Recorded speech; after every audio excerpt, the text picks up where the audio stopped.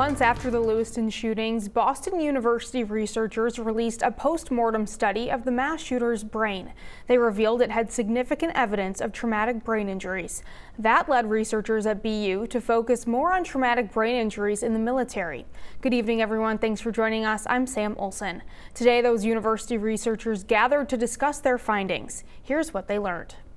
Military service can mean a lot of different things, and there are a lot of different injuries that can occur in that context. Dr. Thor Steen is a neuropathologist at Boston University CTE Center. He says brain injury associated with military service is varied, but there is a subset of people in the military more at risk for head injury, which could develop into issues like traumatic brain injuries or even chronic traumatic encephalopathy, known as CTE. This is what it looks like, right, when we look at the pathology in the brain. CTE is a neurodegenerative disease that develops after a repetitive period of head impacts.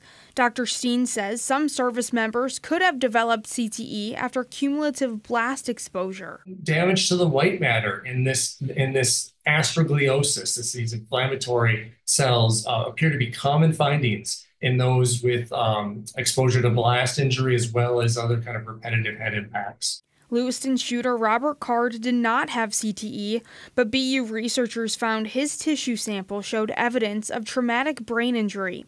Card was an Army reservist and a longtime instructor at a hand grenade training range, where it's believed he was exposed to thousands of low-level blasts. Cumulative blast exposure was associated with decreased cortical thickness, so loss of tissue in certain areas of the brain. In terms of Card's brain, when the lab released their findings back in March, it said there was damage to nerve fibers in his white matter, which allow for communication between parts of the brain, likely the result of blast injury.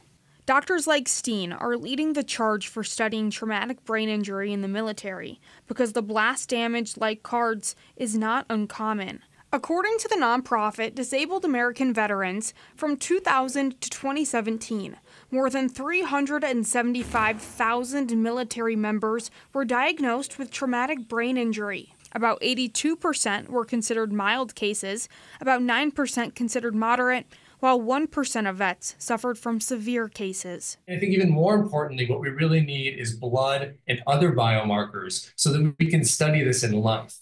And track the injury and ultimately develop ways to treat it. Dr. Steen, along with other researchers, are partnering with the Concussion Legacy Foundation and Boston Veterans Affairs to form a study with 1,000 participants. That study is also particularly interested in military veterans.